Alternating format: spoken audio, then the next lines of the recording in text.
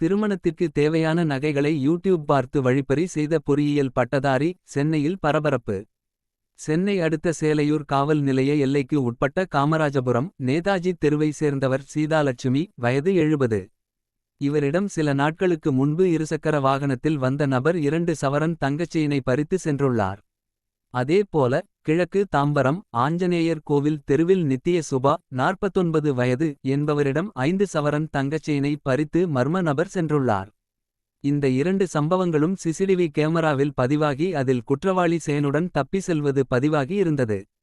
இதனைத் தொடர்ந்து தாம்பரம் மாநகர போலீஸ் கமிஷனர் அமல்ராஜ் உத்தரவின் பேரில் சேலையூர் போலீஸ் உதவி கமிஷனர் கிறிஸ்டின் ஜெயசீல் தலைமையில் Selaiyur police inspector Chandru, sub inspector Ramamoorthy மற்றும் போலீசார் கொண்ட தனிப்படையினர் சிசிடிவி காட்சிகள் அடிப்படையில் விசாரணை நடத்தினர்.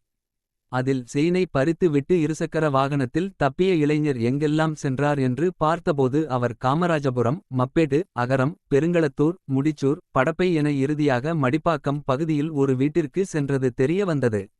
இதனை அடுத்து அந்த வீட்டிற்கு சென்ற தனிப்படை போலீசார் செயின் பறிப்பில் ஈடுபட்ட நபரை கைது செய்து காவல் நிலையம் அழைத்து வந்து விசாரணை நடத்தினர்.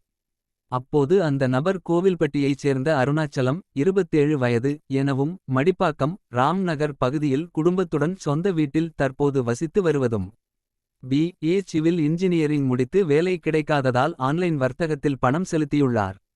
அதில் 2 லட்சம் ரூபாய் நஷ்டம் ஏற்பட்ட பின்னர் அவரது தங்கையின் 10 சவரன் நகைகளை வங்கியில் வைத்து அந்த பணம் மற்றும் கடனாக பெற்ற பணத்தில் மீண்டும் ஆன்லைன் வர்த்தகத்தில் செலுத்தியுள்ளார்.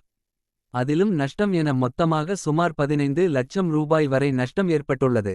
இதன் பின்னர் ரேபிடோவில் பைக் ஓட்டி வந்ததோடு தனது ஜாதகத்தை ஆன்லைனில் பார்த்து கொண்டிருந்தபோது அதில் செயின் பறிப்பு யூடியூப் வீடியோக்கள் ஏராளமாக வந்துள்ளது. இதை பார்த்து செயின் பறிப்பில் ஈடுபடலாம் என முடிவு செய்த அவர் சாலையில் தனியாக செல்லும் பெண்களை நோட்டுமிட்டு சீதாலட்சுமி, நித்திய சுபா ஆகிய இருவரிடமும் செயின் பறிப்பில் ஈடுபட்டு அதில் 5 சவரன் நகையை தனது திருமணத்திற்காக வீட்டில் கொடுத்துள்ளார். 2 சவரன் நகையை தனியார் கோல் பைனான்ஸ் நிறுவனத்தில் வைத்து பணம் பெற்றதும் தெரிய வந்தது. வரும் 10ஆம் தேதி இவருக்கு திருமணம் நிச்சயிக்கப்பட்டது போலீஸ் விசாரணையில் தெரிய வந்தது. இதனைத் தொடர்ந்து இவரை தாம்பரம் நீதிமன்றத்தில் ஆஜர்படுத்தி போலீசார் சிறையில் அடைத்தனர்.